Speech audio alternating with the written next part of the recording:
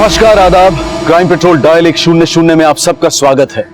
प्यार और नफरत, ये दो शब्द सुनकर आपके जहन में सबसे पहले क्या आता है? यही ना कि ये दोनों एहसास पूरी तरह से दिल से जुड़े हैं, इनमें पूरी शिद्दत होती है। लेकिन कई बार हमारे रिश्ते और व्यक्तित्व पर दिल से ज्यादा दिमाग हावी हो जाता है और फिर हम दिल की सुन ही नहीं पाते। ये प्यार अगर नफरत पर हावी हो जाए तो जिंदगी गुलजार बन जाती है, लेकिन अगर यही नफरत प्यार पर हावी हो जाए तो इसके खतरनाक अंजाम सामने आते हैं। और हमारी आज की ये कहानी प्यार और नफरत, दिल और दिमाग के ऐसे ही द्वंद्व की कहानी है।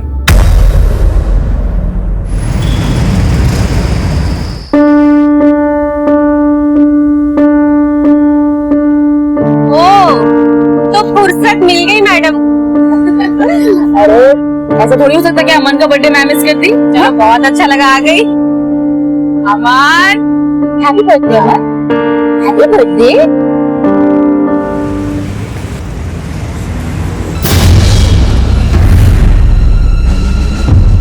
हेलो हेलो हेलो, मेरी बात सुनो। देखो, मैं तुमसे आखिरी बार। चुप, एकदम चुप। मेरी बात सुनो। देखो, अब मैं तुम्हारा पागलपन और नहीं झेल सकता। मैं मानता हूँ कि मुझसे गलती हुई थी, लेकिन अब मैं अपनी गलती सुधारना चाहता हूँ और सुधारूंगा। मैं अपनी बीवी बच्चे को लेने उनके पास जा रहा हूँ। मैं अब उनके साथ ही रहूंगा।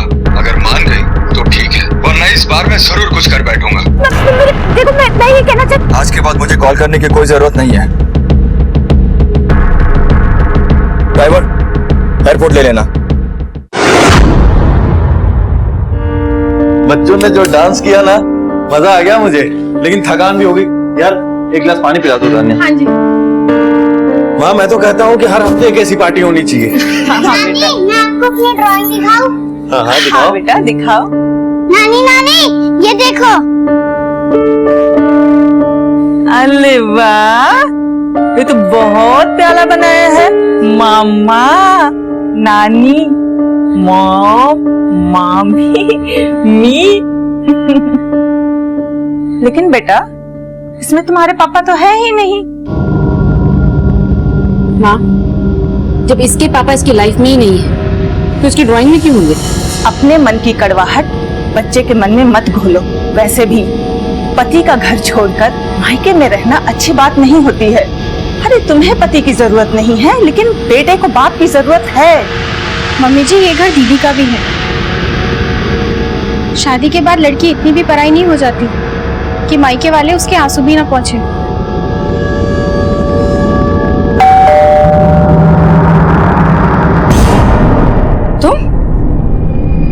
तुम यहाँ क्या करने आए? काव्या, काव्या, मैं तुम्हें वापस ले जाने आया हूँ। अब मैं तुम्हारे और वेदांत के बिना नहीं रह सकता। प्लीज काव्या, प्लीज मेरे साथ चलो। तुम्हारे साथ? ताकि तुम मुझे फिर से धोखा दे सको, है ना? काव्या, काव्या, कितनी बार समझा चुका हूँ तुम्हें। जैसा तुम समझ रही हो वैसा नहीं है। मेरा किसी के साथ कोई अफेयर नहीं है। मुझे तुम्हारी कोई बात नहीं सुननी, मानव, ठीक है? अरे इतनी जतन से तुझे मना रहा है, तुझे समझ में नहीं आ रही है? माँ, आप मेरे मामलों में ना ही बोले तो अच्छा होगा। और ये मेरे और मानव के बीच की बात है। और मानव, तुम चलो। निकलो यहाँ। काव्या, मैं काव्या, निकलो यहाँ से। काव्या, मेरी बात तो सुनो। मुझे तुम्हारी कोई बात समझने की कोशिश तो करो। काव्या, जाओ यहाँ से, मानव। काव्या, काव्या, मैं समझा रहा हूँ कुछ। मानव भाई साहब, अरे भाई, यहाँ से। भाई, आप चाहिए, मैं कह रहा हूँ चाहिए। आप समझो भाई। काव्या, काव्या, मेरी बात सुनो। काव्या,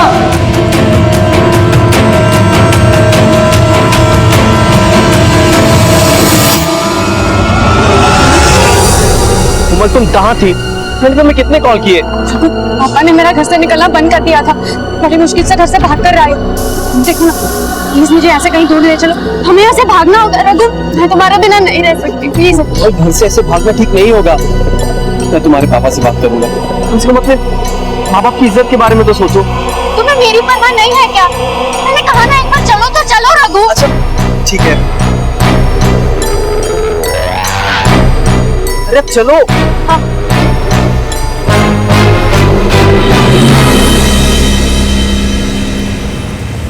मेरे बेटों को पैसा मिल जाना चाहिए। अगर उन्हें पैसा नहीं मिला ना तो तुम्हारी लाश लेकर आएंगे मेरे पास, समझे? लाओ भाई, खाना लाओ। कोमल ने खाना खाया? हाँ, वो स्तुति ने खिला दिया उसे।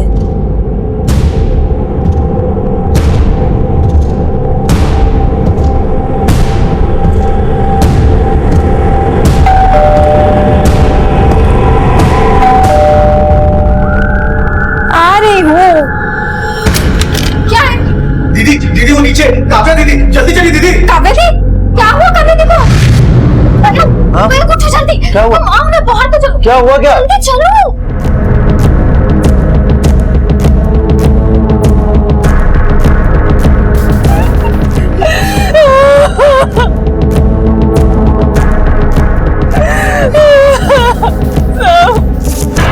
पार्टी में गए थे। कल रात हमारी पड़ोसन तबस्सुम के बेटे की बर्थडे पार्टी थी। अब ये बताइए कि पार्टी में कुछ अजीब हुआ था, कुछ अलग? नहीं सर, हमेशा की तरह आई और सबसे थोड़ी बहुत हाय हेलो करके बस अपने फोन पर लग गई। उसके बाद क्या हुआ? आप लोगों में कोई बहस हुई, कोई फोन आया या कुछ और? सर एक छोटी सी बहस हुई थी काव्या दी और उनके पति मानव के बीच में। मानव हमारे जीजा जी ऐसे उसके दिल में बैठ गया था कि उसका पति मानव उसे धोखा दे रहा है और ये बर्दाश्त नहीं कर पा रही थी।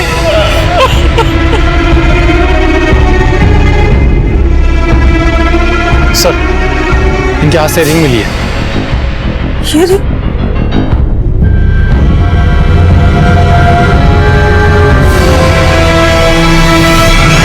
काव्या एक जिंदा दिल लड़की थी। हाँ, वो अपनी शादी से खुश नहीं थी, लेकिन वो अपने पति माधव के धोखे से इतनी भी नहीं टूटी थी कि आत्महत्या कर ले। तो फिर उसकी मौत की वजह क्या थी? और वहीं दूसरी तरफ आगरा में एक लड़की कोमल अपने घर से फरार हो गई थी। क्या इन दोनों के बीच में कोई संबंध था? अगर काव्या ने आत्महत्या की थी तो उसके हाथों में वो अंगूठी किसकी थी? सर ये सच है, ये अंगूठी मेरी है। पर मुझे नहीं पता सर काव्या दी के हाथ में ये अंगूठी कहाँ से आ गई। अगर कुछ नहीं किया तो तेरी ये अंगूठी काव्या के हाथ में कैसे आई? मुझे सच में कुछ नहीं पता सर। कल रात मानव और मेरे बीच में छोटी सी झड़प हुई थी बस।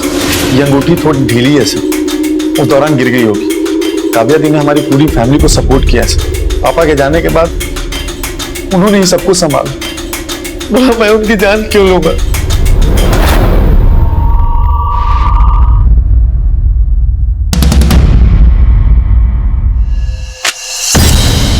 बस यही कमी रह गई थी कि बेटी घर से भागकर सबकी नाक कटाए। पापा, स्तुति को सब पता होगा कि कोमल कहाँ है, वो किसके साथ गई है। स्तुति तो सुबह सुबह कॉलेज चली गई और स्तुति का फोन भी नहीं लग रहा है और कोमल का फोन बंद आ रहा है। जय, तू स्तुति के कॉलेज आवर्स को लेकर आ। कान खोल के सुन लो, ये बात पुलिस तक नहीं जानी चाहिए। सर, मुझे तो ऐसा लगता है कि जब घर के सब लोग सो चुके थे तब टेरेस में काव्या और मयंक के बीच में किसी बात को लेकर बहस हुई होगी और मयंक ने काव्या को धक्का देने की कोशिश की होगी और हाथापाई में मयंक की अंगूठी काव्या के हाथ में आ गई। इस फुटेज को लैब में भेज के क्लीन करवाओ और काव्या के कॉल रिकॉर्ड भी निकलवाओ। घर में कोई फोर्स्ड एंट्री नहीं थी। अगर मयंक की माने कि उसने काव्या का खून नहीं किया है तो भी काव्या ने सुसाइड तो की है। उसकी क्या वजह होगी? कहीं ऐसा तो नहीं कि मानव ने वहां से जाने के बाद काव्या को फोन किया जिससे काव्या को गुस्सा आया। इस मानव को बुलवाओ। Yes sir. हाँ सर, काव्या मुझसे डिवोर्स लेना चाहती थी। पता नहीं क्यों, लेकिन उसे हमेशा ऐसा लगता था कि मैं उसे धोखा दे रहा हूँ। रोज तुम्हारे पास फोन का बहाना रहता है ना मानव? हाँ बताओ, आज इसके लिए क्या बहाना बनाओगे? बोलो। काव्या कितनी बार बताओ, मॉडल गिर रही थी, उसे बचाने के चक्कर में लग गई होगी ये लिपस्टिक। हमेशा झूठ बोलते हो, मुझे पागल बनाते हो, है ना? मैं एक एडवर्टाइजिंग एजेंसी में काम करता हूँ। वहाँ पर खुले मिजाज की लड़कियां होती है। मॉडल से मिलना, बात करना, हंसना, ये सब हमारा काम है। लेकिन काव्या को कभी ये बात समझ नहीं आई। तो आपको लगता है कि काव्या की सुसाइड की यही वजह है? ये तो मैं नहीं कह सकता सर, लेकिन काव्या बहुत स्ट्रांग लड़की थी, पर मूडी भी थी सर। किसके साथ अफेयर चल रहा है आपका? अफेयर? सब मेरा किसी के साथ कोई अफेयर नहीं है। यही तो मैं कब से कहने की कोशिश कर रहा हूँ सर। हफ्ते तो ये क्या है? काव्या के मोबाइल में तुम्हारा भेजा हुआ ये मैसेज मिला है। इसमें आपने काव्या को मैसेज किया है जिसमें साफ साफ लिखा है, हाँ मैं किसी और से प्यार करता हूँ, खुश? हाँ सर, मैंने ये मैसेज किया था, लेकिन सर वो काव्या मुझ पर हमेशा बेवजह शक करती थी, इसीलिए मैंने गुस्से में आकर ये मैसेज किया था सर। ठीक है, तुम जा सकते हो।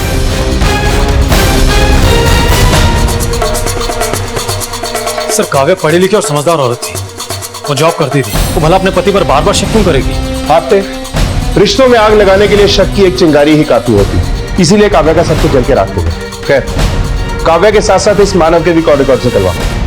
पता करते हैं कि वो कौन सी लड़की है जिसकी वजह से मानव ने काव्या को धोखा दिया।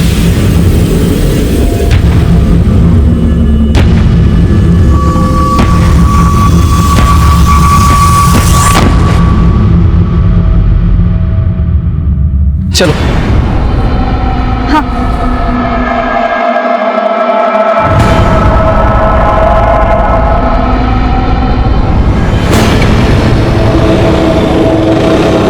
नहीं, घर चलो, घर चलो। सर, काव्या के फोन पर उस रात को मानव का कोई फोन नहीं है और ना ही किसी और का। तबस्सुम की माने तो उसके पहले काव्या बिल्कुल नॉर्मल थी। हाँ सर, मानव से झगड़ने के बाद भी काव्या ज्यादा दुखी नहीं थी। हाँ, थोड़ा गुस्से में जरूर थी। और कोई खास नंबर? नहीं सर, मानव के कॉल रिकॉर्ड्स में ऐसा कोई स्पेशल नंबर नहीं है जिससे उसके अफेयर की बात को सच्चा माना जाए। और सर, काव्या के कॉल लिस्ट में ऑफिस से रिलेटेड ही कॉल्स हैं। सर, काव्या अपने ऑफिस के एचआर मैनेजर थी। पोस्टमार्टम की इनिशियल रिपोर्ट आ गई है और रिपोर्ट के मुताबिक काव्या के शरीर पर चोट का कोई भी निशान नहीं है और ना ही उसके शरीर में नशीले पदार्थ की मात्रा मिली है और ना ही कोई स्ट्रगल का निशान है। तो पोस्टमार्टम करने वालों का भी फिलहाल यही मानना है कि काव्या ने सुसाइड किया है। क्योंकि काव्या के हाथ में मयंक की अंगूठी महज एक इत्तेफाक नहीं हो सकती। खैर, जैसा दिखता है अक्सर ऐसा होता नहीं, कोई तो बात है इसके पीछे। सर, आपको लगता है कि काव्या की हत्या हुई है? आपने मुझे जो लगता है उस तक पहुंचने के लिए मेरे पास मयंक की डिटेल्स होना जरूरी है और क्लियर सीसीटीवी फुटेज भी। और पता करो, मयंक के पास कोई मोटिव था काव्या को मारने का? Yes sir.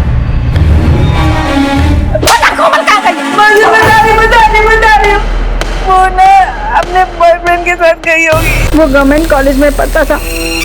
क्या नाम है उस लौंडे का? उसका नाम रघु है। तेरे पास उस लौंडे की फोटो तो होगी, दिखा फोटो।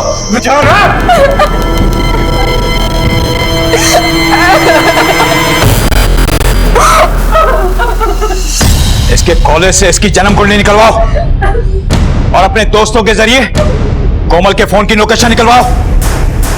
पुलिस को इस बात की भनक नहीं लगनी चाहिए। इस मामले को हम खुद ही सर डालेंगे। मुझे ये लड़का जिंदा या मुर्दा चाहिए। कोमल के फोन की लोकेशन निकलवाओ। पुलिस को इस बात की भनक नहीं लगनी चाहिए। इस मामले को हम खुद ही सर डालेंगे। मुझे ये लड़का जिंदा या मुर्दा चाहिए। एक तरफ तहकीकात में काव्या की जिंदगी के पहलू सामने आ रहे थे। उसकी जिंदगी में चल रही उथल पुथल तहकीकात को नए मोड़ दे रही थी।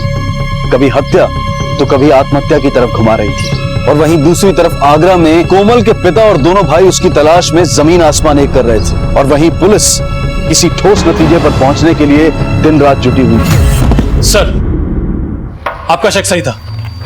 ये काव्या के पिता के दिल्ली वाले घर के पेपर्स हैं, लेकिन मयंक ने अपने वकील की मदद से जाली पेपर्स बनवाए हैं। सर, वो दिल्ली वाले घर को अपने नाम पर बेचने की डील भी कर रहा था।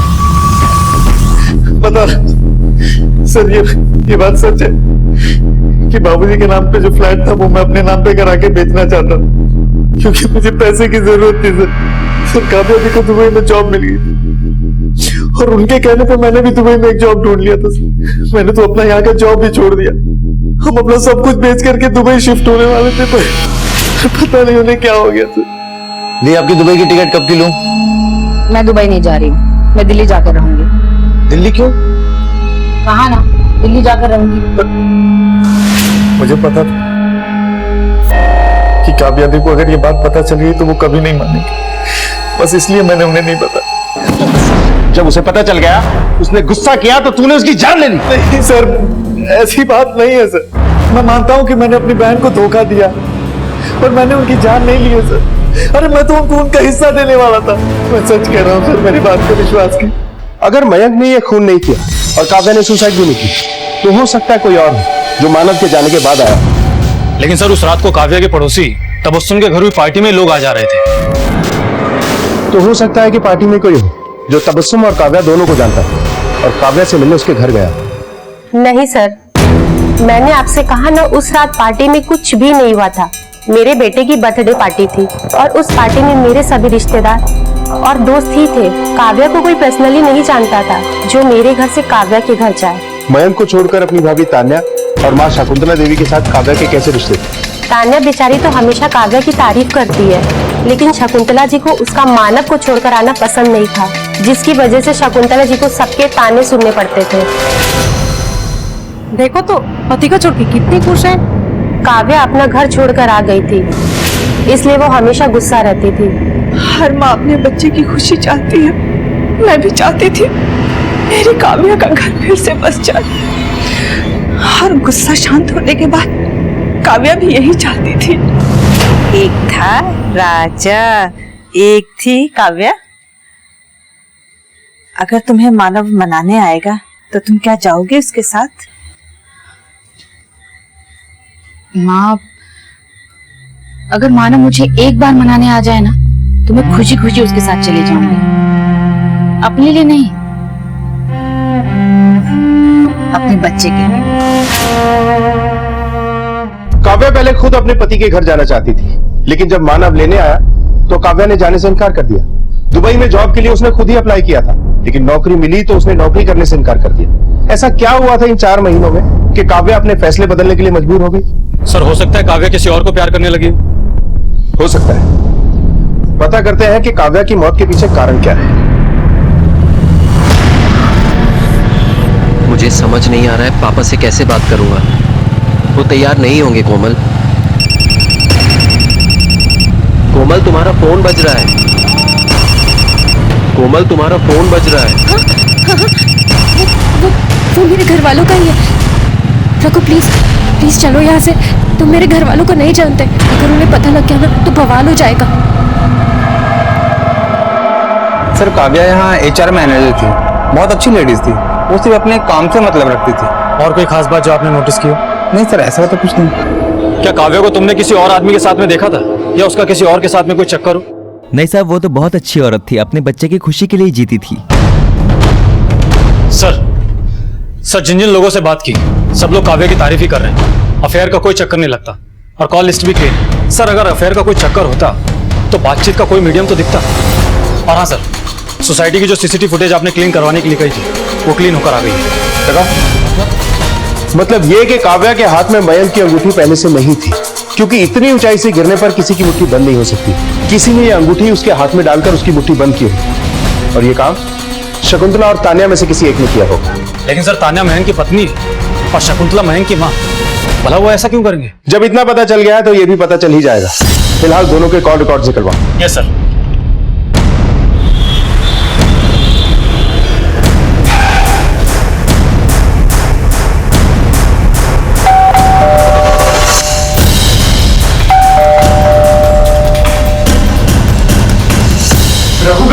ये क्या बदतमीजी है? क्या कर रहे हो आप लोग? अरे तेरा बेटा राघवेंद्र श्रीवास्तव गवर्नमेंट कॉलेज से तेरा पता निकाला है। जल्दी बता दे साला कहाँ है? लेकिन हुआ क्या है? बताओगे आप मुझे? क्या हुआ? क्यों मेरे बाबूजी को परेशान कर रहे हो आप लोग? ऐसे नहीं बताएगा। ये तेरा बेटा है ना? हाँ। अरे बोल, रघु कहाँ है? कहाँ है रघु? अरे हमें नहीं पता रघु कहाँ है। भाई कोमल दिल्ली में है। चल चल चल।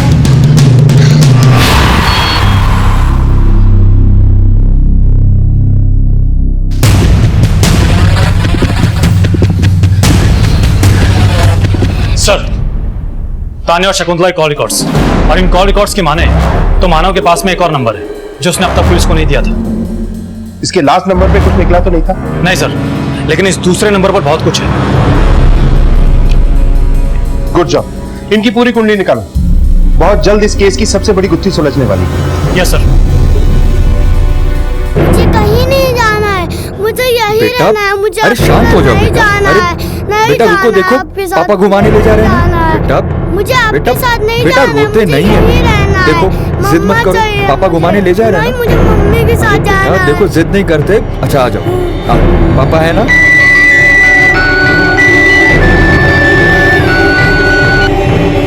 हेलो, तुम्हारा दिमाग खराब हो गया है?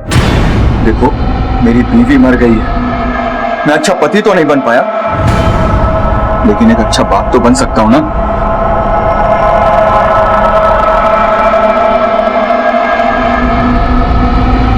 सारा सामान रख लिया ना ठीक से?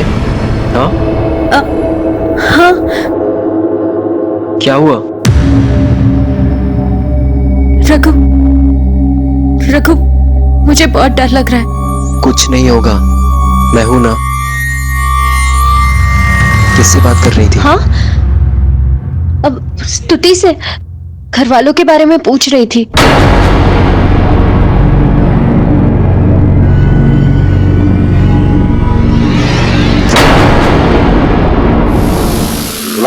भाई मुंह नहीं खोल रहे। कहाँ ढूंढेंगे हम दिल्ली में? ढूंढ लेंगे यही कहीं पे होगी। हेलो, हाँ बोल। खबर सही है? तू एक काम कर, तू वहीं रुक, हम लोग आते हैं अभी। भाई कोमल करोल बाग में है, चल चल। मिस्टर मानव, ये है आपके दूसरे नंबर के कॉल डिटेल्स और ये आपकी दूसरी स्पेशल फ्रेंड के कॉल रिकॉर्ड्स। हाँ तो तानिया जी, क्या कहना चाहेंगे आप अपने और मानव के ताल्लुकात के बारे में? सर ये आप क्या कह रहे हैं? हाँ मैं मानव से बात करती थी, लेकिन सर क्या दो लोगों के बीच सिर्फ एक ही रिश्ता हो सकता है? लेकिन जो रिश्ते होटल के कमरे में जाके खत्म होते हैं उन्हें बस एक ही नाम दिया जा सकता है। ये है उन होटल्स के डिटेल्स जहां आप दोनों मिला करते थे। हमारे लिए बहुत मुश्किल नहीं था। आप दोनों की मोबाइल लोकेशंस जहां मैच हुई, हमने आप लोगों की फोटो दिखाकर वहां पूछताछ की और मानना पड़ेगा आप लोग बहुत मशहूर हैं होटल्स में। इसके आगे आप खुद बताएंगे तो बेहतर होगा। सर मैं और मयंक कभी एक दूसरे को समझ ही नहीं पाए, इसलिए हम दोनों कभी नजदीक भी नहीं हुए। भले ही हम एक छत के नीचे जरूर रहते थे, लेकिन कभी एक दूसरे के करीब नहीं आए। इसलिए शादी के 3 साल बाद भी हमारे कोई बच्चा नहीं हुआ। सर मानव और काव्या दी अक्सर हमारे घर आया करते थे, और जब घर पर कोई नहीं होता था तो और उसके बाद हम दोनों होटल में छुप छुप कर मिलने लगे। और एक रात नशे की हालत में। काव्या, मुझे तुमसे कुछ कहना है। कई दिनों से सोच रहा था कि तुमको बताऊं, पर काव्या मेरी जिंदगी में कोई और है। सर मानव ने मेरा नाम तो नहीं लिया, लेकिन काव्या दी घर छोड़कर आ गई थी और वो मानव से तलाक भी लेना चाहती थी। जब काव्या खुद ही घर छोड़कर चली गई थी तो उसे मनाने का झूठा नाटक क्यों कर रहा था? तेरा रास्ता तो वैसे भी साफ हो गया था। सर मैं मानता हूं कि मुझसे गलती हुई थी, लेकिन मैं काव्या से बहुत प्यार करता हूं सर, और काव्या से भी ज्यादा अपने बेटे वेदांत से। मैं अपनी फैमिली को नहीं खोना चाहता था सर, लेकिन ये तानिया मेरे पीछे ही पड़ गई थी। मैं तुम्हारे पीछे पड़ गई थी? एक मिनट, जब मानव नहीं माना तो तुमने काव्या को रास्ते से हटा दिया। सर मैं मानती हूँ, मैं मानव को चाहती थी, लेकिन सर मेरा यकीन कीजिए, मैंने काव्या दी को नहीं मारा। लेकिन तुमने मयंक को रास्ते से हटाने की कोशिश तो की ना, उसकी अंगूठी काव्या के हाथ में रखकर। लेकिन सर मेरा यकीन कीजिए, मैंने काव्या दी को नहीं मारा। अच्छी खासी गृहस्थियां बर्बाद कर दी तुम लोगों ने, अपने स्वार्थ के लिए अपने जीवन को भी बर्बाद कर लिया। तानिया ने ना सिर्फ काव्या का घर बर्बाद किया, बल्कि वो अपनी गृहस्थी भी जला चुकी थी। अब जानना सिर्फ ये था कि क्या उसने काव्या का कत्ल भी किया था, या फिर कोई और था जिसने काव्या की मानसिक परेशानियों का फायदा उठाया था।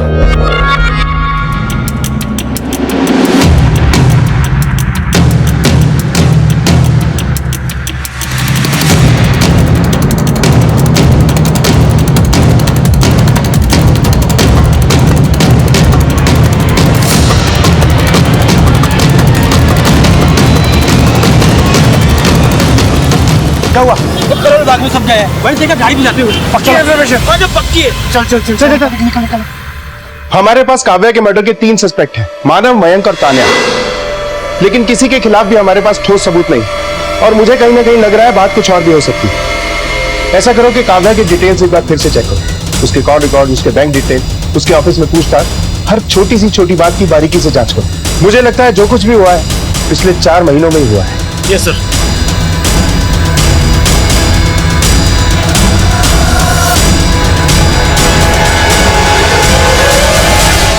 सर हमने काव्या की बैंक डिटेल्स को वेरीफाई किया और इस एटीएम ट्रांजैक्शन के अकॉर्डिंग काव्या 2 महीने पहले आगरा गई थी।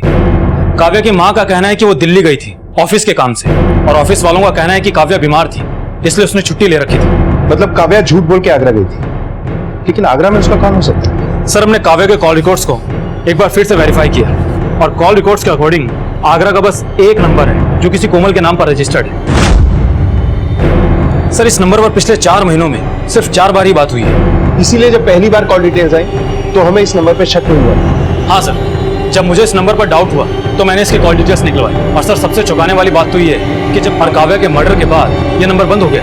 हो सकता है ये कोमल मानव और तान्या की मदद कर रही है। इस कोमल का काव्या के मर्डर से जरूर कोई ताल्लुक। पता करो कि ये कोमल कौन है। Yes sir.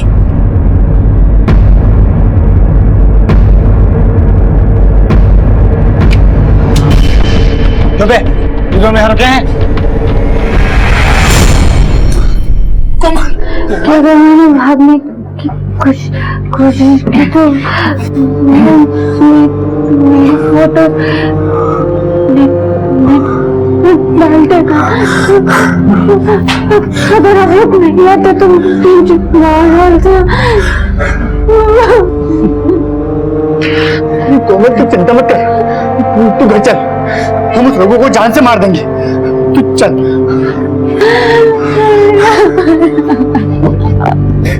छोड़ो इसको। चल, इसको। अरे यहाँ से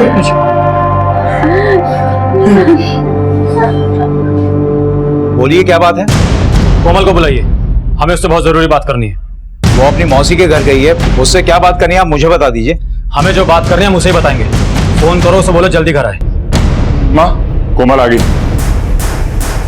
माँ, ये सब यहाँ? कोमल, तुम मुंबई में किसी काव्या को जानती हो? जी नहीं। तो फिर तुम मुंबई क्या करने गई थी? और 15 तारीख को तुम्हारा ही नंबर मुंबई में कैसे एक्टिव था? जी नहीं, ना ही ये मेरा नंबर है और ना ही मैं मुंबई गई हूँ। लेकिन ये नंबर तो इसी एड्रेस पर रजिस्टर्ड है। आप मुंबई में पूछताछ कीजिए, हमें परेशान मत कीजिए। चलो।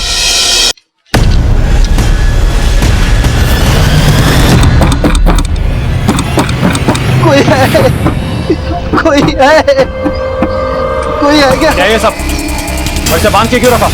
इसकी जान चली जाती तो? अरे वाह बेटा, तूने तो बहुत अच्छी खीर बनाई है। बहुत बढ़िया है। हाँ माँ, खीर तो बिल्कुल अच्छी है। नाइस वन कोमल। कोमल सच में अच्छी खीर बनाई है।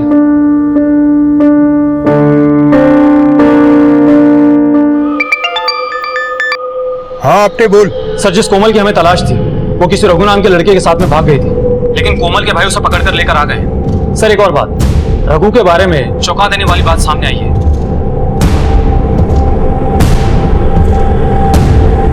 सर, मुझे लगता है कि आपको आगरा जल्दी आ जाना चाहिए। ठीक है, मैं आता हूँ। कोमल, तुम रो क्यों रही हो? मैं तुम्हें कुछ नहीं होने दूंगा।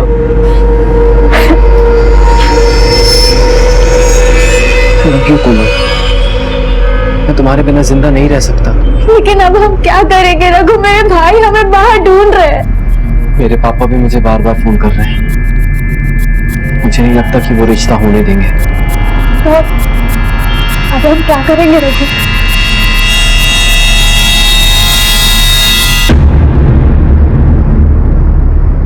हम सबको मार डालेंगे। क्या? ये तुम क्या कह रहे हो रघु? सही कह रहा हूँ, वरना कब तक हम इस तरह कुत्तों की तरह भागते रहेंगे? वो लोग हमें एक न एक दिन पकड़ लेंगे और मार डालेंगे। कोमल, अगर हमें जिंदा रहना है तो उन्हें मरना ही पड़ेगा।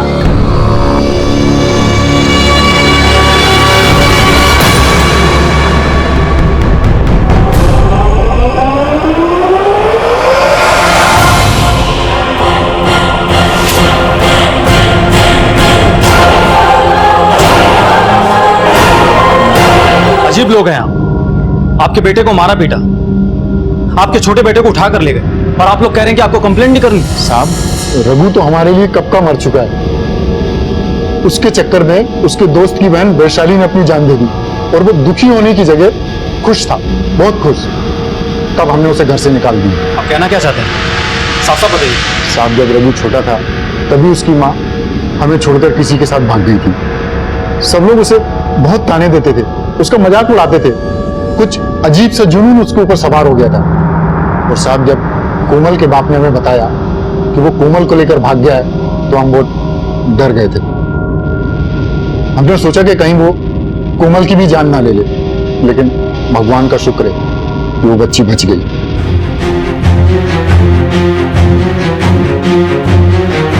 पुलिस को अब तक मिली जानकारी से इतना तो साफ हो गया था कि यह जुर्म का खेल कोई खिलाड़ी ही खेल रहा था। उस तक पहुंचने के लिए पुलिस ने बड़ी बारीकी से छानबीन शुरू की। सर हमने सारी लड़कियों की डिटेल्स निकाल ली है। जिस वैशाली की बात हो रही है उसके फोन पर किसी रुचि का नंबर है और रुचि ने 6 महीने पहले ही सुसाइड किया। लेकिन सर सबसे चौंकाने वाली बात तो ये है कि रुचि के फोन पर काव्या का नंबर है और काव्या ने भी सुसाइड किया और काव्या के फोन पर कोमल का नंबर है। इस आदमी ने पहले वैशाली के नाम पे सिम खरीदा जिससे रुचि से बात किया करता था, फिर रुचि के नाम से सिम खरीद के ये कोमल से बात कर रहा था। इस दौरान वैशाली और रुचि दोनों मर जाती और कोमल का नंबर हमें काव्या की डिटेल्स में मिला। इसका मतलब ये हो सकता है कि अगला नंबर कोमल का है। ये हम क्या कर रहे हैं कोमल? हम इतने नहीं गिर सकते। मैंने अपने पापा को मार डाला। जी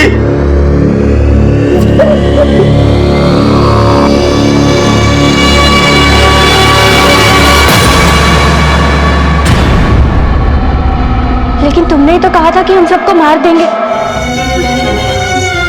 क्या करवाने जा रहा था मैं तुमसे? मुझे ना तो जीने का हक है ना तुमसे प्यार करने का। ये क्या करने जा रही थी? अपने परिवार वालों को मार रही थी। बाकी तो हमें सब समझ में आ गया। ये बता कि इतनी रात को काव्या के घर में कैसे घुसा तू?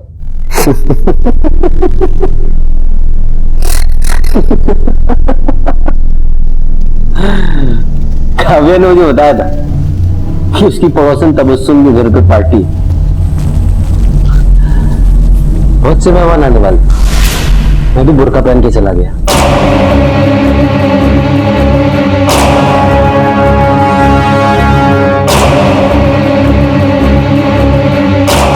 और सीढ़ियों के नीचे छुपकर सही वक्त का इंतजार करने लगा। इसीलिए सीसीटीवी फुटेज में तू हमें दिखाई नहीं दी। बहुत आसान था तो। बहुत आसान। एक्चुअली ना काव्या को ना उसके घर में मारना चाहता था।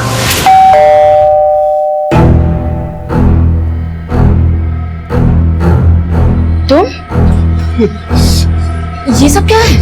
मैंने अपने पापा को मार डाला। क्या? पागल हो गया? हाँ? ये क्या कह रहे हो तुम? वो इस रिश्ते के लिए कभी तैयार नहीं होते। दुनिया की कोई भी चीज मुझे तुमसे दूर नहीं कर सकती। मैं तुमसे बहुत प्यार करता हूँ काव्या, बहुत प्यार करता हूँ। पागल हो गए हो क्या? मैं अपनी फैमिली से क्या कहूंगी? तुम्हारी फैमिली? एक ही बात तुम्हें कितनी बार समझाऊं काव्या? तुम्हारी फैमिली सिर्फ तुम्हारे पैसों से प्यार करती है। तुम्हारी माँ बात बात पे तुम्हें ताने देती है और अपने भाई की करतूत तो तुम देख ही चुकी हो। उसके वकील ने तो तुम्हें सब कुछ बता ही दिया है। जो भी हो, मुझे कोई फर्क नहीं पड़ता। वो मेरी फैमिली है। लेकिन मुझे फर्क पड़ता है काव्या। मैं तुम्हारे बिना जिंदा नहीं रह सकता। या तो तुम मेरा साथ दो या मैं इस जिंदगी का साथ छोड़ के जा रहा हूं।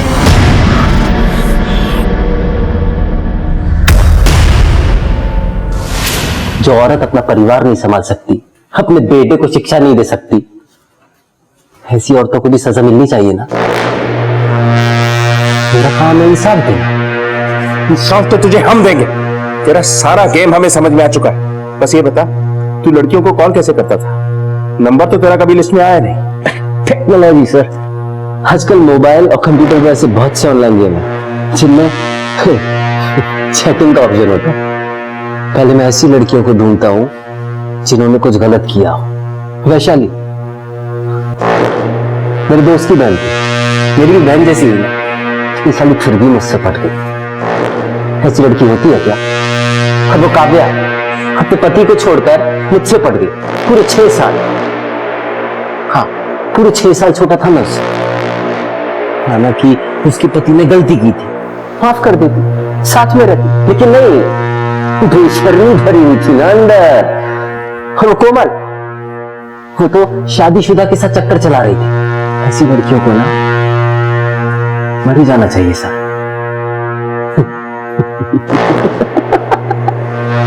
मैं ना बस लोगों के दिमाग से खेल रहा था। दिमाग से खेल रहा था। तेरे दिमाग का इलाज इस जेल के दवाखाने में होगा। तान्या को काव्या के सुसाइड को मर्डर साबित करने के लिए और पुलिस को गुमराह करने के लिए गिरफ्तार किया गया और महेंद्र और उसके बेटों को रमन और उसके बेटे अरव के साथ मारपीट और अरव के अपहरण के आरोप में गिरफ्तार किया गया। आज पूरी दुनिया टेक्नोलॉजी के जरिए एक दूसरे से जुड़ी है। दोस्त बनाने में कोई बुराई नहीं, लेकिन यह सुनिश्चित करना जरूरी है कि हम किसके साथ अपनी बातें शेयर कर रहे हैं, क्योंकि प्यार को नफरत में बदलते देर नहीं लगती और जब सबसे करीबी इंसान नफरत पर उतारू होता है तो ज्यादा घातक साबित होता है। देखते हैं हमारे आज के एपिसोड की दूसरी कहानी।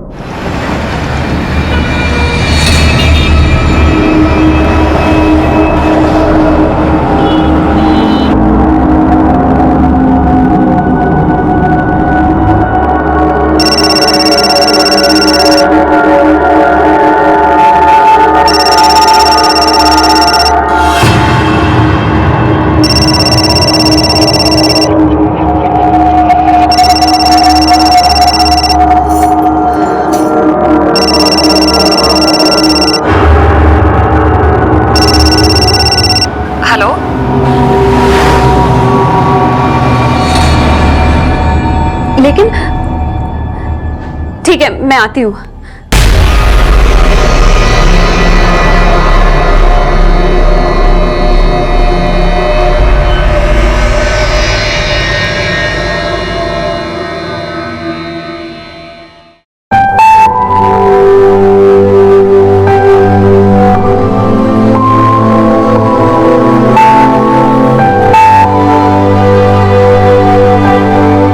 देखो ऋतु, वैसे तो हम एक दूसरे को जानते हैं, लेकिन एक नई शुरुआत के लिए फिर से अजनबी बन जाएं।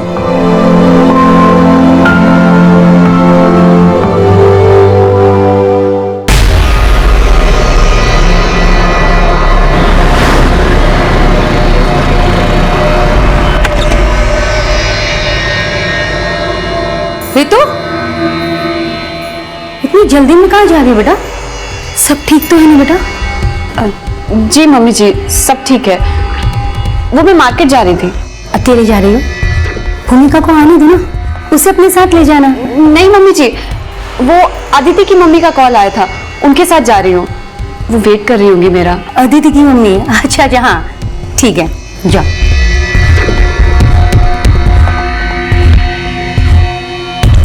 हाय भाभी।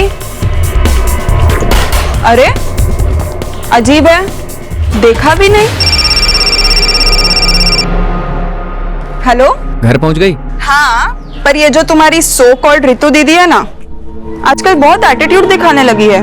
मेरी सो कॉल्ड रितु दीदी तुम्हारी भाभी भी तो है, और रहा उनका एटीट्यूड तो उसका टेंशन ना लो, मैं हैंडल कर लूंगा। ठीक है?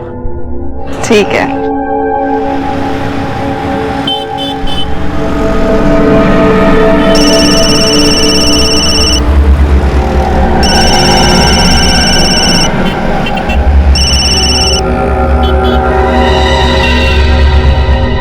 हेलो। हाय रितु, मैं कह रहा था कि आज की शाम तुम्हारे नाम शॉपिंग, डिनर और फिर फिल्म का नाइट शो, सिर्फ हम दोनों। क्या कहती हो? हेलो रितु, तुम कुछ बोल क्यों नहीं रही हो? सब ठीक है ना? नहीं निशांत, ऐसा कुछ नहीं है, सब ठीक है। तो फिर शाम को रेडी रहना, हमको 7 बजे चलना है, ठीक है? Okay. And I miss you. जब तक तुम्हारे हाथों की ये मेहंदी नहीं उतरेगी ना, तब तक ये पिक्चर मेरी डीपी से नहीं हटेगी। और मेहंदी उतरने के बाद? मेहंदी उतरने के बाद डीपी चेंज, स्टेटस चेंज। मान लो कल को अगर हम एक दूसरे को कुछ और नजर आए तो भी हम एक दूसरे को सिर्फ और सिर्फ प्यार की नजर से ही देखेंगे।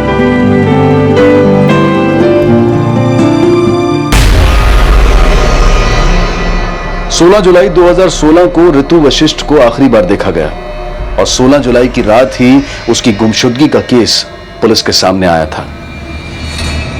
लेकिन मौजूदा वक्त में ऋतु कहां जा रही थी, वो किससे मिलने वाली थी? यह इस केस का ऐसा अध्याय था जो बेहद ही नाटकीय अंदाज से लिखा गया था। ऋतु की शादी 1 महीना पहले निशांत वशिष्ठ के साथ हुई थी और यह शादी दोनों की खुशी और रजामंदी से हुई थी। ऋतु एक एजुकेटेड हाउसवाइफ थी और निशांत एक कोचिंग इंस्टीट्यूट में ट्यूटर था। कोचिंग इंस्टीट्यूट के अलावा वो घर पर भी कोचिंग क्लासेस दिया करता था।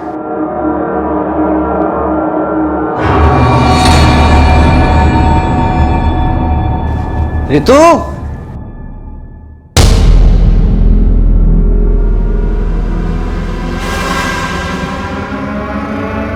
आप जिस नंबर को डायल कर रहे हैं वो इस समय स्विच्ड ऑफ है।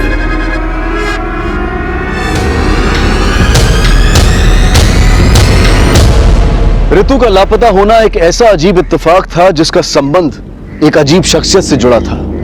आखिर कौन था वो? अदिति की मम्मी? हाँ सर, ऋतु आज दिन में यही बोलकर निकली थी कि वो अदिति की मम्मी के साथ में मार्केट जा रही है और अब तक नहीं लौटी। शाम से उसका फोन भी नहीं लग रहा है सर। ये अदिति और उसकी मम्मी क्या लगते हैं आपके? सर, अदिति मेरी स्टूडेंट है, मुझसे घर पर ट्यूशन पढ़ने आती है। वहीं पर ऋतु और अदिति की पहचान हुई। शायद ऋतु को कोई गलतफहमी हो गई सर। वो किसी और औरत को अदिति की मम्मी समझ बैठी। क्या मतलब? किसी और औरत को अदिति की मम्मी समझ बैठी? हाँ सर, दरअसल 3-4 दिन पहले ही ऋतु एक औरत को हमारे घर लाई थी। मम्मी जी, ये रजनी जी हैं, अदिति की मम्मी। नमस्ते बहन जी। नमस्ते। हाँ, आइए बैठिए ना, मैं आपके लिए चाय बना के लाती हूँ। अरे नहीं मम्मी जी, आप बैठिए ना इनके साथ, चाय मैं बना के लाती हूँ। आइए। ऋतु ने बोला था कि वो अदिति की मम्मी है, पर सर वो अदिति की मम्मी नहीं थी। अगर वो अदिति की मम्मी नहीं थी तो आपने मान क्यों लिया? क्या आप अदिति की मम्मी को जानती नहीं है? सर, असल में अदिति की मम्मी को मेरे अलावा घर में किसी ने नहीं देखा है। सब अदिति को ही जानते हैं। और जब ऋतु ने मम्मी से बोला कि ये अदिति की मम्मी है तो मम्मी ने बिलीव कर लिया। और ऋतु ने मुझसे भी कभी नहीं बोला सर कि वो किसी और औरत को अदिति की मम्मी समझ बैठी थी।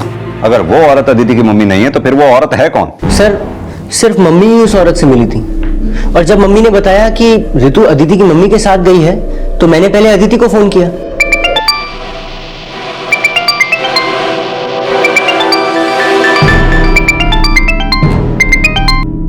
सॉरी सर, वो थोड़ा फीवर था इसलिए नहीं आ पाई। नहीं, इट्स फाइन अदिति, वो ऋतु है वहाँ।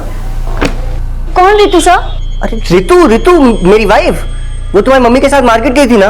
ऋतु मैम और मेरी मॉम के साथ वो मार्केट? अरे ऋतु ने मेरी मम्मी को बोला कि तुम्हारी मम्मी ने फोन करके उनको मार्केट बुलाया। नहीं सर, ऐसा तो मॉम ने कुछ नहीं बताया अब तक। एक बार जरा अपनी मम्मी से मेरी बात कराना। और मैंने अदिति की मम्मी से बात की तो वो बोली कि वो मेरी वाइफ को जानती ही नहीं है। हमें लगा कि शायद वो हमसे झूठ बोल रही हैं, इसलिए हम लोग उनके घर गए।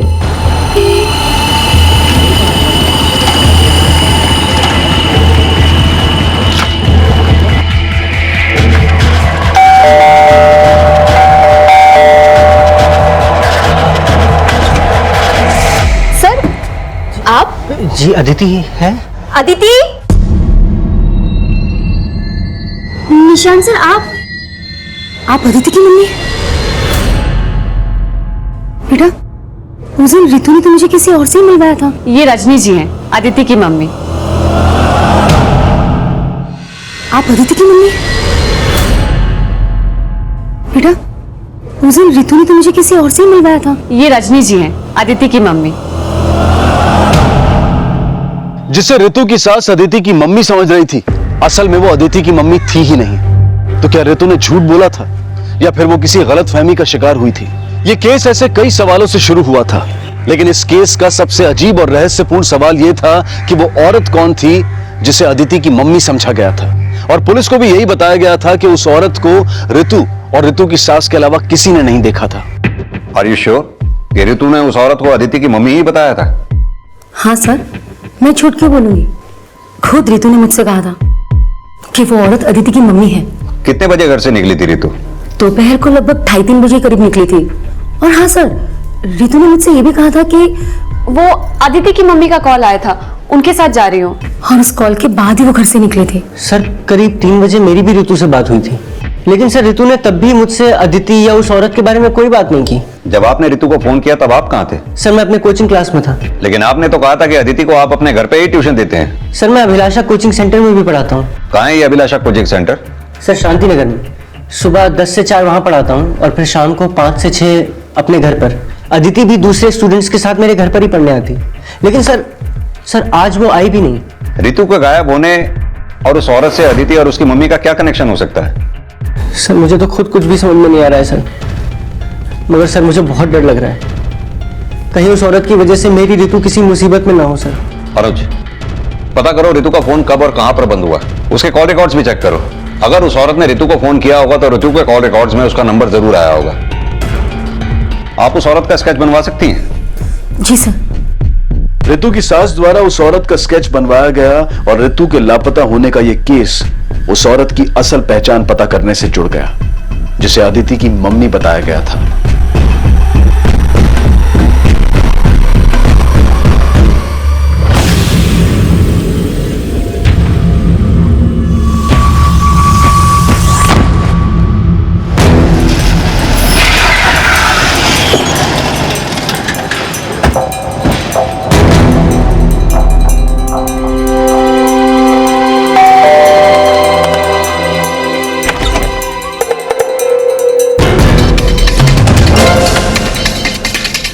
हम नहीं जानते ये कौन है, बेकार में हमें परेशान क्यों किया जा रहा है? आपको परेशान नहीं कर रहे, बल्कि रितु के हस्बैंड और उसकी मदर इन लॉ की बात कंफर्म करने के लिए यहाँ आए। माना कि आप रितु से कभी नहीं मिली, लेकिन अदिति तुम निशांत के घर पिछले 7 महीने से ट्यूशन पढ़ने जा रही हो। रितु को कितना जानती थी, जो रितु ने इस औरत को अपनी सास से तुम्हारी मम्मी कहकर मिलवाया? सर, निशांत सर की शादी के कुछ ही दिनों बाद सर ने अपने स्टूडेंट्स और कलीग्स के लिए एक पार्टी रखी थी। वही पहली बार मैं रितु मैम से मिली थी। Congratulations. We wish you a very happy married life. Thank you. तब से रितु मैम से कभी कभार बातें हो जाती थी, पर हम सिर्फ घर में ही मिलते थे, बाहर हम नहीं मिलते थे, और ना ही मेरे पास उनका नंबर है। आई डोंट नो कि वो क्यों मिसअंडरस्टैंड कर रही है कि ये लेडी को मेरी मॉम कह रही है।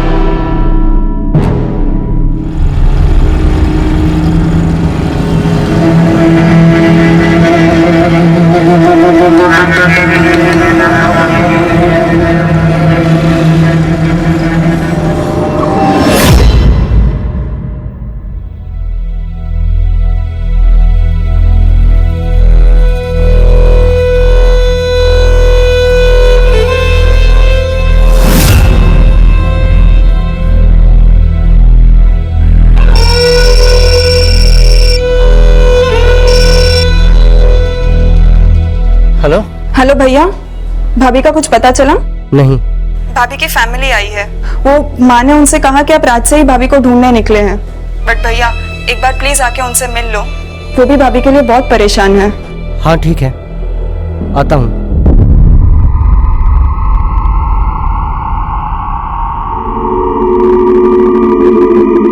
भगवान पे भरोसा रखो समदन जी।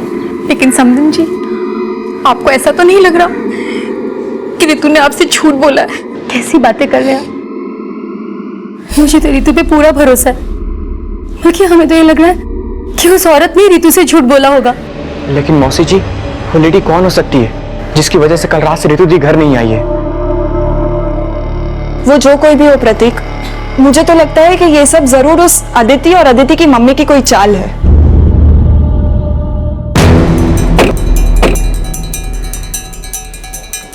सर, रितु के कॉल रिकॉर्ड्स, इसके मुताबिक उसका फोन कल शाम को 4 बजे झांसी टीकमगढ़ हाईवे के पास स्विच ऑफ हुआ। इसके कॉल रिकॉर्ड्स में अदिति या उससे माँ से रिलेटेड कोई भी नंबर नहीं है। उस औरत के नंबर का कोई क्लू मिला जिसे रितु ने अपनी सास से अदिति की माँ कह के मिलवाया था? ये रजनी जी हैं, अदिति की मम्मी। सर, रितु के फोन से एक नंबर पे पिछले 7 दिन से अक्सर बातचीत हो रही है। सर, कल दोपहर 2:30 बजे भी उस नंबर से रितु को फोन आया था। करीब 3:30 बजे रितु की मोबाइल की लोकेशन झांसी हाईवे की थी, जहां से रितु ने उस नंबर पे फोन किया। सर, हो सकता है कि ये नंबर उस औरत से रिलेटेड हो। पता चला नंबर किसके नाम पे रजिस्टर्ड है? सर, मोबाइल कंपनी को रिक्वेस्ट भेज दिया, जल्दी पता चल जाएगा। हाईवे के आसपास भी लोगों से पता करो, शायद किसी ने रितु और उस औरत को साथ में देखा हो। और निशांत के घर के अड़ोस पड़ोस में भी लोगों से पूछताछ करो, हो सकता है कोई लीड मिले। सर,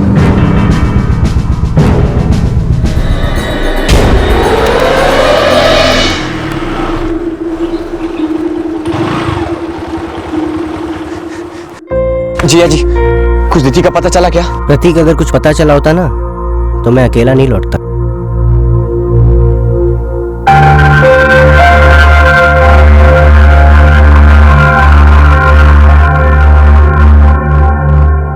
क्या चक्कर है ये सब? तुम्हें कुछ तो अंदाजा होगा ना। पापा मुझे खुद कुछ भी समझ में नहीं आ रहा है। न जाने रितु ने उस औरत पे कैसे विश्वास कर लिया। और मम्मी, रितु को घर पे आए हुए भी कुछ ही दिन हुए हैं, आपने कैसे उस औरत पे विश्वास कर लिया? मानती कि मुझसे भूल हुई, मगर मुझे नहीं पता था कि रितु ने तुम्हें भी नहीं बताया कि वो उस औरत से अदिति की मम्मी समझकर मिल रही थी। बेटा, रितु से जरूर कोई भूल हुई होगी, उसे प्लीज गलत मत समझना। नहीं नहीं मम्मी, मैं उसको गलत नहीं समझ रहा हूँ। पापा मुझे सच में बहुत डर लग रहा है, कहीं रितु के साथ कुछ।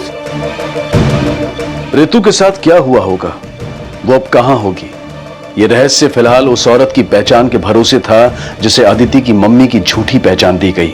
लेकिन रितु के ससुराल और अदिति के घर से लेकर रितु के मोबाइल की आखिरी लोकेशन तक उस औरत की पहचान का कोई भी सिरा जुड़ता नजर नहीं आ रहा था।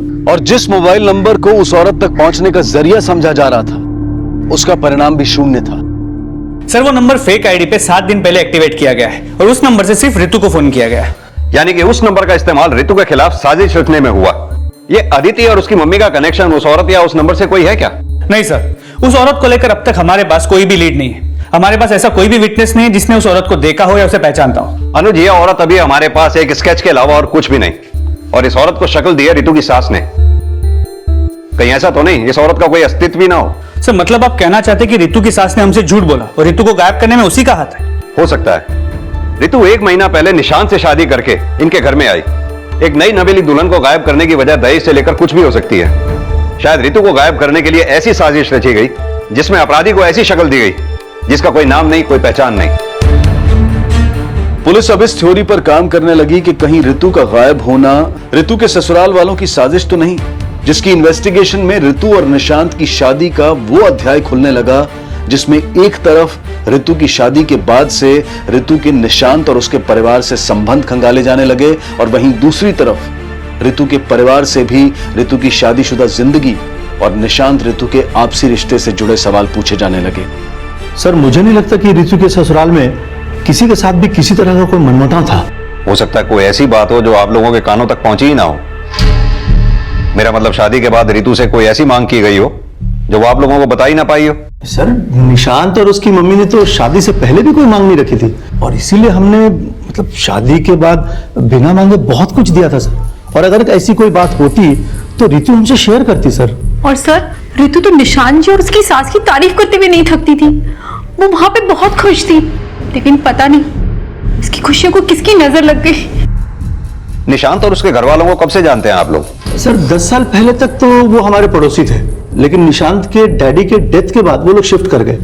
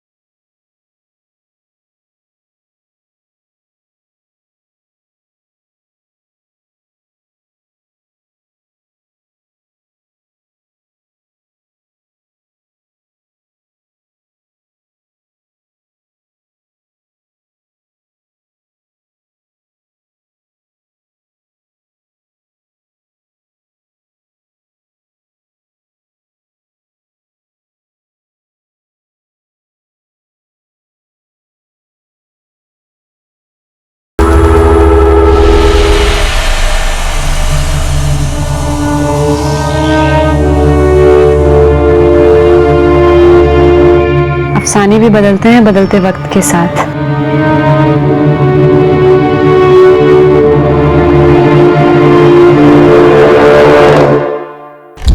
सर, निशांत के पड़ोसी, दोस्त, रिश्तेदार, कलीग्स सभी से पूछताछ की, लेकिन कहीं से भी ऐसा नहीं लगा कि रितु का अपने ससुराल वालों से कोई भी झगड़ा हो सकता है रितु और निशांत के बीच कुछ ऐसा हुआ हो जिसकी बाहर किसी को कुछ खबर ही ना हो। ये निशांत के कॉल रिकॉर्ड से उसके अफेयर का कोई हिंट मिला? नहीं सर, निशान की बातचीत ज्यादातर अपने कलीग्स या स्टूडेंट से होती थी और पूछताछ के दौरान में निशान या उसकी माँ के बारे में सबने अच्छा ही बोला है। और अगर उसकी माँ की बात मानी जाए तो बात आके रुकती है रितु पे। हो सकता है रितु ने जानबूझकर उस औरत का झूठा इंट्रोडक्शन दिया हो कि वो अदिति की मम्मी है। ये रजनी जी हैं, अदिति की मम्मी। लेकिन रितु ने झूठ बोला तो किस मकसद से? सर हो सकता है कि वो इस शादी से खुश ना हो। लेकिन रितु के परिवार वालों ने कहा था कि रितु की शादी उसकी मर्जी से हुई थी और रितु के कॉल रिकॉर्ड्स में भी उसके अफेयर का कोई एंगल सामने नहीं आया, तो फिर खुद को गायब करने की साजिश क्यों रचेगी? सर रितु का झूठ बोलना अपने आप में एक साजिश है। जो औरत अपने आप को गायब करने की साजिश कर सकती है वो अपने अफेयर को भी छुपा सकती है। तो हो सकता है कि उसके पास और एक नंबर हो। अनुज, अगर रितु को गायब होना ही था तो फिर उस औरत को अदिति की मां बताकर घर में लाना और एक कॉल के बाद गायब हो जाना कुछ अजीब नहीं लगता? कहानी कुछ और ही है। रितु के गायब होने में कहीं ऐसा तो नहीं कि अदिति और उसकी मां का कोई कनेक्शन हो? ये इन दोनों को अच्छी तरह से इन्वेस्टिगेट करो। ये रितु और निशांत की जिंदगी से जुड़े हर आदमी को अच्छी तरह से खंगालो। हो सकता है कोई ऐसा हो जो रितु और निशांत की जिंदगी से ना खुश हो। हमें हर पॉसिबिलिटी को अच्छी तरह से खंगालना होगा। जी सर। पिछली बार मैंने घाटे का सौदा किया, लेकिन इस बार नहीं। तुम्हारे ससुराल वालों को तुम्हारा सच पता चल गया तो पता है ना क्या होगा। मम्मी, आप और भैया सिर्फ यही क्यों मान रहे हो कि भाभी को गलत फहमी हुई होगी कि वो औरत अदिति की मम्मी है? ऐसा भी तो हो सकता है ना कि शायद भाभी ने आपसे झूठ बोला हो। तो कहना क्या चाहती है? वो भला मुझसे झूठ क्यों कहेगी? अब ये तो सिर्फ भाभी ही जाने कि वो आपसे झूठ क्यों बोल रही है, लेकिन हो सकता है ना कि शायद भाभी को भैया से शादी ही ना करनी हो और इसी भूमिका बस कर, इसके आगे कुछ कहा ना तो।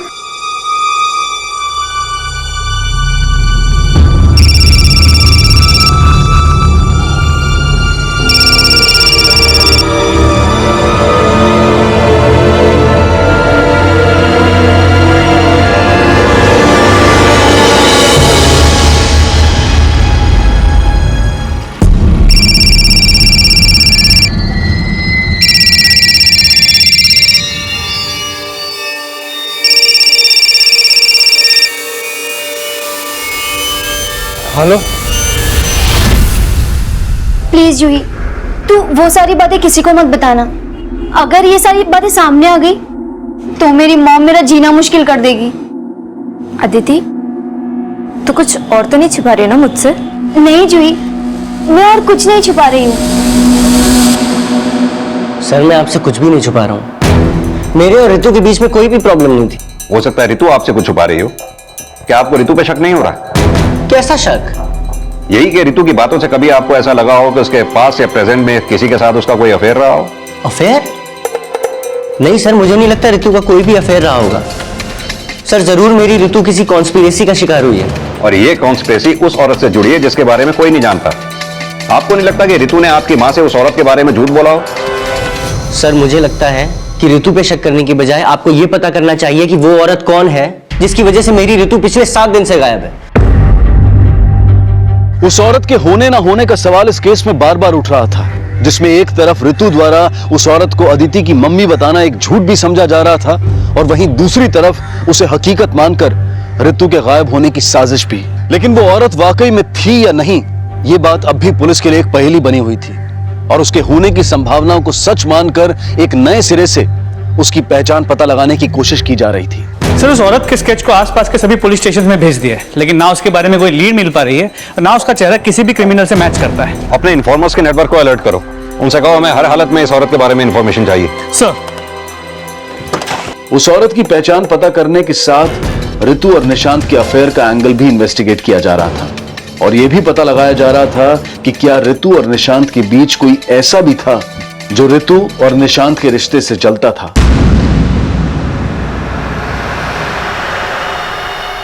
लेकिन जल्द ही कुछ नए समीकरण सामने आए जिनका कनेक्शन अदिति की मम्मी के साथ नहीं बल्कि अदिति से जुड़ा था। सर मैंने अदिति और रितु मैम को कहीं बाहर मिलते हुए तो नहीं देखा, लेकिन क्या? नहीं सर, कुछ नहीं। देखो अगर अदिति से रिलेटेड बात है और तुम छुपा रही हो तो अभी बता दो, वरना। नहीं सर, ऐसी बात नहीं है, पर रितु मैम के मिसिंग होने के बाद अदिति ने मुझसे प्रॉमिस लिया था कि मैं ये बात किसी को ना बताऊं। क्या बात है वो? एक्चुअली सर, अदिति निशांत को लाइक करती है। क्या? यस सर, और वो अक्सर कहा करती है कि उसका लाइफ पार्टनर निशांत सर जैसा होना चाहिए, बस और कुछ नहीं। सर, एक 17-18 साल के लड़की के दिल में अपने ट्यूटर के लिए फीलिंग्स होना कोई नई बात नहीं, लेकिन सर क्या इतनी छोटी लड़की इतना बड़ा कांड कर सकती है? एक औरत को अपनी नकली मां बना के पहले उसने रितु को मिलवाया और फिर रितु को गायब कर दिया। हो सकता है अनुज, या फिर यह भी हो सकता है कि अदिति को यह आइडिया देने वाला कोई और ही हो सकता है वो निशांत ही हो। इस निशांत को थाने बुलाओ और तुम जाकर जरा अदिति से पूछताछ करो। सर,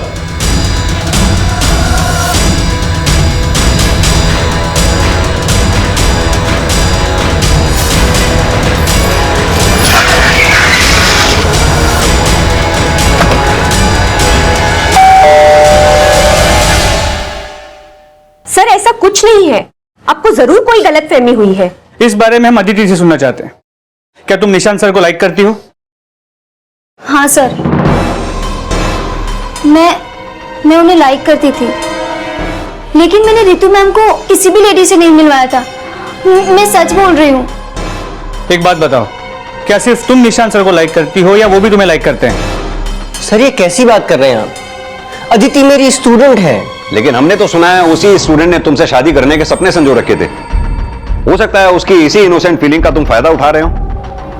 अदिति ने तुम्हें ब्लैकमेल किया हो कि अगर तुमने रितु से शादी की तो वो तुम्हारे और अदिति के संबंधों के बारे में रितु को बता देगी।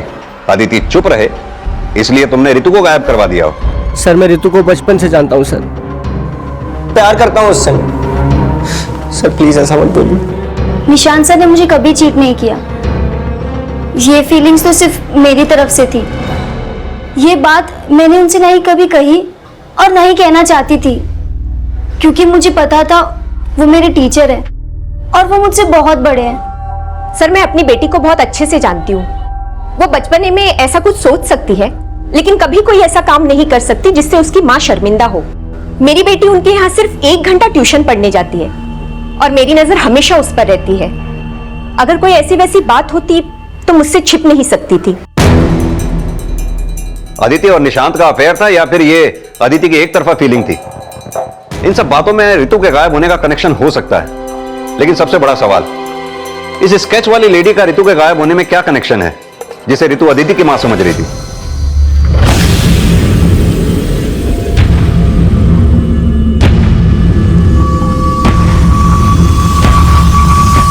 सर मैंने निशांत के बहन की एक्टिविटी चेक किया तो पता चला वो अक्सर रितु के भाई प्रतीक से मिलती रहती है।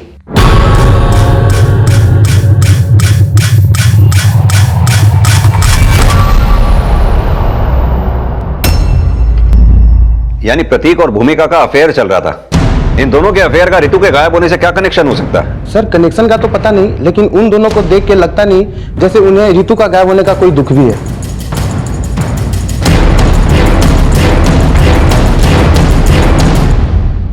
जी सर, मुझे और रितु को पता था कि भूमिका और प्रतीक का अफेयर चल रहा है।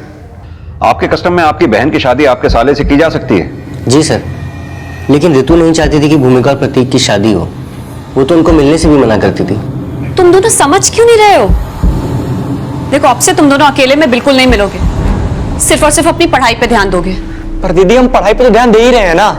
प्रतीक मुझसे बहस मत करो, मैं जितना कह रही हूँ उतना सुनो, वरना मुझे निशांत की मम्मी और हमारे मम्मी पापा से बात करनी पड़ेगी और तुम्हें अच्छे से पता है वो कैसे रिएक्ट करेंगे। हमने प्रतीक और भूमिका के बारे में पता किया।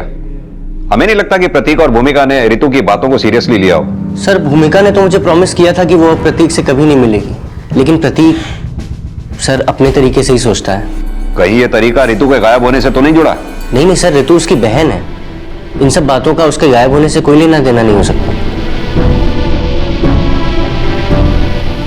रितु को गायब करने वाला इनमें से कोई भी हो सकता है। अब सवाल यह है कि रितु को गायब करने में इस औरत का हाथ है या इस केस से फिर इस औरत का कोई लेना देना ही नहीं। रितु पिछले 11 दिनों से गायब है। मुझे तो उसके गायब होने में अब सिर्फ 2 ही पॉसिबिलिटीज नजर आती हैं, या तो रितु खुद कहीं भाग गई या फिर किसी अपराध का शिकार हो गई। एक काम करो, रितु के गायब होने से पहले के प्रतीक और भूमिका की एक्टिविटीज चेक करो, उनके कॉल रिकॉर्ड स्टडी करो। हो सकता है इस औरत को रितु से मिलवाने में भूमिका और प्रतीक का ही हाथ हो। सर, उस औरत का पता लगाने के साथ साथ रितु के गायब होने को उसकी हत्या से जोड़कर पुलिस, और साथ ही यह भी पता लगाया जा रहा था कि कहीं रितु का गायब होना ह्यूमन ट्रैफिकिंग से तो नहीं जुड़ा है। लेकिन फिलहाल रितु के बारे में पुलिस के पास कोई सुराग नहीं था। लेकिन जल्द ही मिली एक सूचना से इस केस में एक नया मोड़ आ गया। सर, वो फेक आईडी का नंबर जिससे रितु को फोन किया गया था अभी अभी झांसी टीकमगढ़ हाईवे के पास स्विच ऑन हुआ है और इस नंबर से फिर से एक कॉल किया गया, इस बार रितु के भाई प्रतीक को, जिसके बाद ये नंबर फिर से स्विच ऑफ हो गया। जिस जगह पे ये फोन ऑन हुआ है फौरन एक टीम वहां भेजो और रितु के भाई प्रतीक का फोन सर्वेलेंस पे डलवाओ। सर।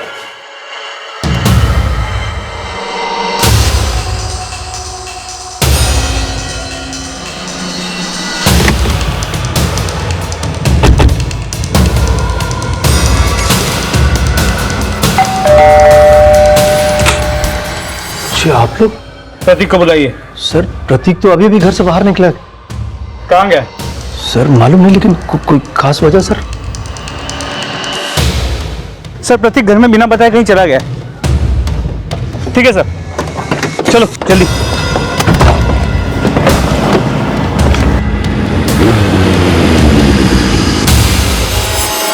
ठीक है सर, प्रतीक का फोन हाईवे के उसी स्पॉट की तरफ मूव हो रहा है जहां से उसे फोन आया था।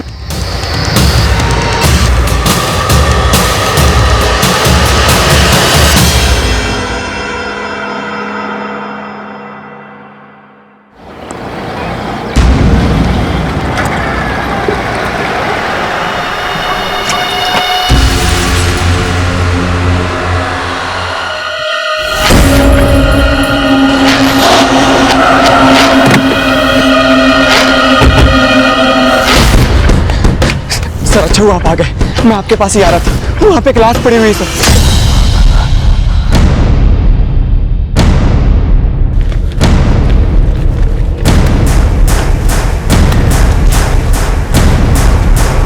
सर ये तो वही औरत लग रही है जिसका स्केच निशान की मां ने बनवाया था।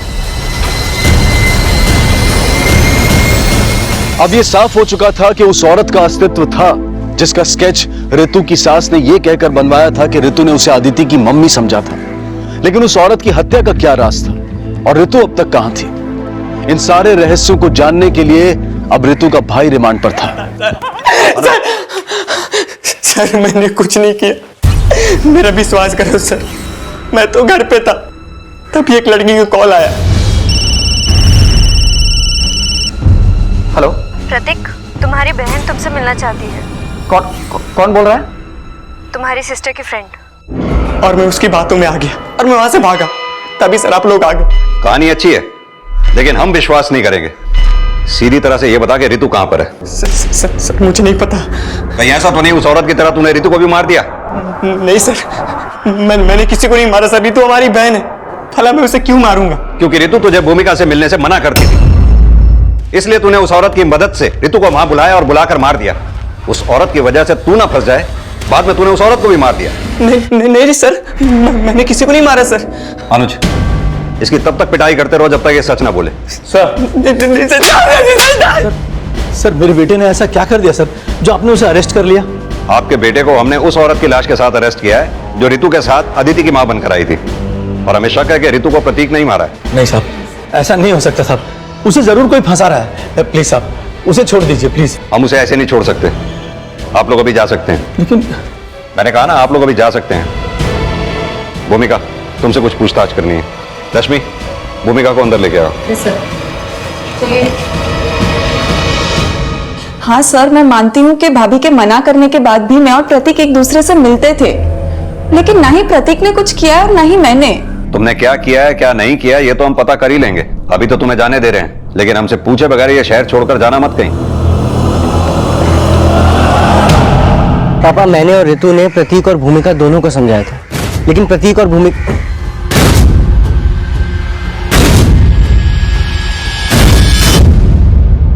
सर प्रतीक को बहुत तोड़ा, लेकिन वो अभी भी अपने बात पे टिका हुआ है। हो सकता है अनुज प्रतीक का इस औरत के मर्डर से कोई लेना देना ही ना हो, क्योंकि वो फेक आईडी वाले नंबर से खुद को कॉल क्यों करवाएगा? हो सकता है ये सच बोल रहा हो। लेकिन सर अगर प्रतीक सच बोल रहा है तो उस औरत को मारा किसने और रितु कहाँ गायब है? सर कहीं ऐसा तो नहीं कि उस औरत के मर्डर में रितु का ही हाथ हो? कहानी कुछ भी हो सकती है। अब ये कहानी तभी साफ होगी जब इस औरत की पहचान हमारे सामने आएगी। इस औरत के पहचान के नाम पर हमारे पास सिर्फ इसका स्केच ही था, अब फोटो भी है। इस फोटो के जरिए इस औरत को पहचानना अब हमारे लिए आसान होगा। जूही, मैंने तुझे मना किया था ना कि तू ये बात किसी को नहीं बताएगी।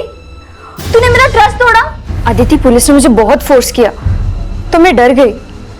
वैसे भी जब तूने कुछ नहीं किया तो तू क्यों डर रही है? मैं डर नहीं रही हूँ। पता है, इसकी वजह से मेरी मॉम ने मुझसे बात तक करना बंद कर दिया है। इट्स ओके अदिति, सब ठीक हो जाएगा।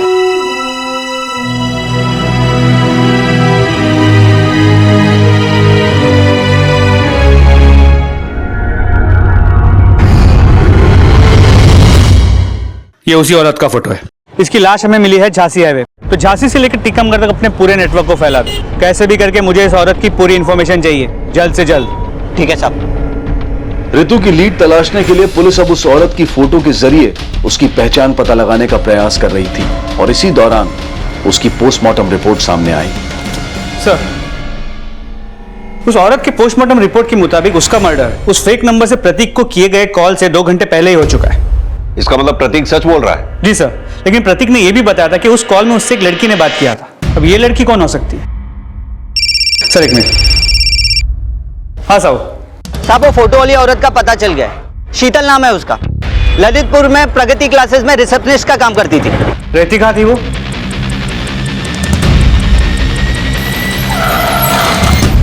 आइए सर। बोल चंदू। सर वो ये घर में रहती है, वो भी अकेले, रेंट पे। 6 महीने पहले उसने प्रगति क्लासेस ज्वाइन की है, तब से वो यहाँ ही रहती है सर। दोस्तों रिश्तेदारों के बारे में कुछ पता चला? साहब मैंने बहुत पूछा, लेकिन कुछ खास नहीं पता चला। बस इतना मालूम पड़ा है कि वो झांसी की रहने वाली है और उसके आगे पीछे भी कोई नहीं है। उसके बारे में पता किया तो पता चला कि वो 1 नंबर की अय्याश औरत थी। बहुत सारे मर्दों के साथ उसका अफेयर है। जहाँ शीतल काम करती थी वहाँ किसी ने रितु को आते हुए या उससे बात करते हुए देखा है? साहब मैंने बहुत पूछताछ की, लेकिन ऐसा कुछ सामने ही नहीं आया। घर कौन सा उसको?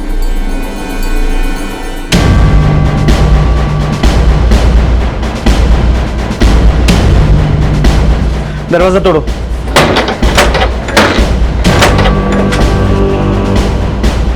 पूरे घर को अच्छी तरह से चेक करो, जल्दी। जी साहब।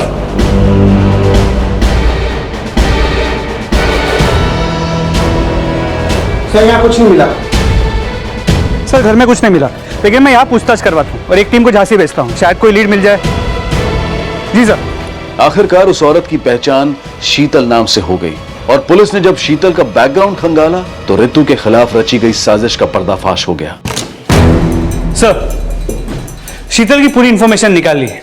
1.5 साल पहले टीकमगढ़ के ब्राइट फ्यूचर कोचिंग क्लासेस में वो रिसेप्शनिस्ट का काम करती थी। उसी दौरान निशांत भी वहां पढ़ाने जाया करता था और उन दोनों के बीच फोन पे बातें भी हुआ करती थी। सर उसके करंट कॉल रिकॉर्ड्स को चेक किया तो पता चला 10 दिन पहले उसके नंबर पे जूही के नंबर से एक कॉल किया गया था। ये जूही कौन है? सर जूही भी अदिति के साथ निशांत के घर पे ट्यूशन पढ़ने जाती है।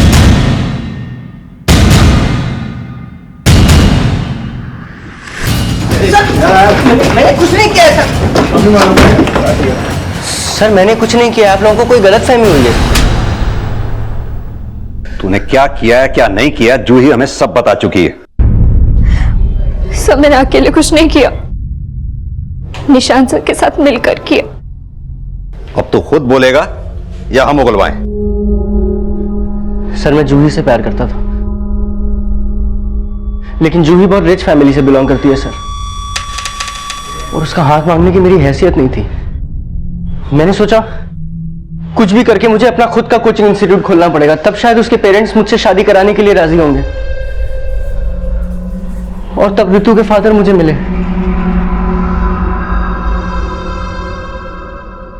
और उसके बाद उन्होंने मां से रितु और मेरी शादी के लिए बात की। रितु उनकी इकलौती बेटी थी।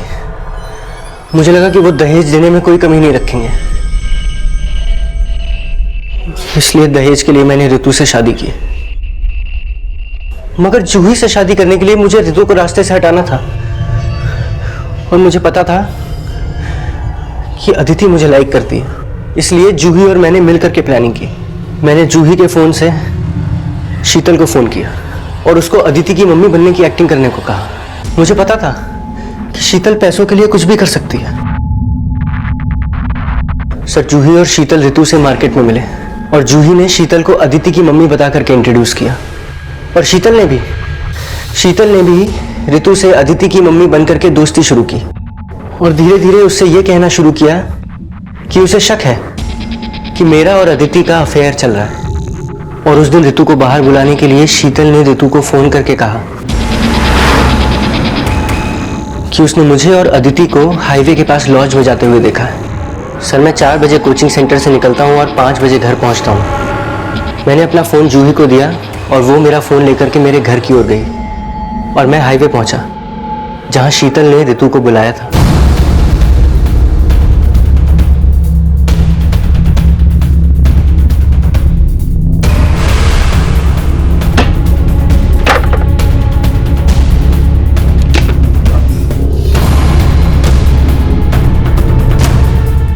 अदिति की मम्मी का इंतजार कर रही हो? निशांत, सॉरी ऋतु, तुमने एक ऐसी कश्ती में पैर रखा था जिसे एक ना एक दिन डूबना ही था। लेकिन शीतल को यह नहीं पता था कि मैंने ऋतु का मर्डर कर दिया। और मैंने भी ये नहीं सोचा था कि ऋतु शीतल को लेके मेरे घर आ जाएगी और माँ उसका स्केच बनवा देगी। जब शीतल को पता चला कि आप लोग उसे ढूंढ रहे हैं तो वो बोलने लगी कि वो आपको सब कुछ सच बता देगी। और जिस फोन से शीतल ऋतु को फोन करती थी उससे जूही ने प्रतीक को फोन किया। प्रतीक, तुम्हारी बहन तुमसे मिलना चाहती है। और तुझे लगा कि प्रतीक फंस जाएगा? जरा से दहेज की लालच में तूने एक मासूम लड़की की जिंदगी तबाह कर दी। अपने किए पे अब तू जिंदगी भर भी पछताएगा ना, तुझे मुक्ति नहीं मिलेगी।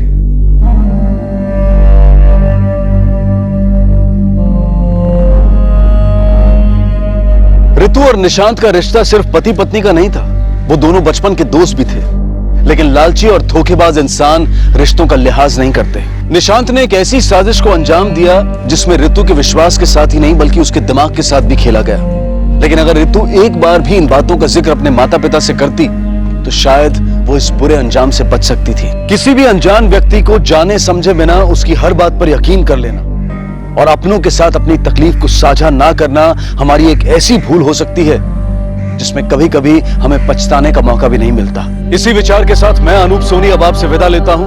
फिर मुलाकात होगी अगले एपिसोड में एक और चौंका देने वाले केस के साथ। तब तक अपना और अपने परिवार का ख्याल रखें और देखते रहें क्राइम पेट्रोल डायल 100। सबक एक को सीख हम सबको। जय हिंद। इस तरह के और भी एपिसोड देखने के लिए हमारे चैनल को सब्सक्राइब करें और बेल आइकन दबाना ना भूलें।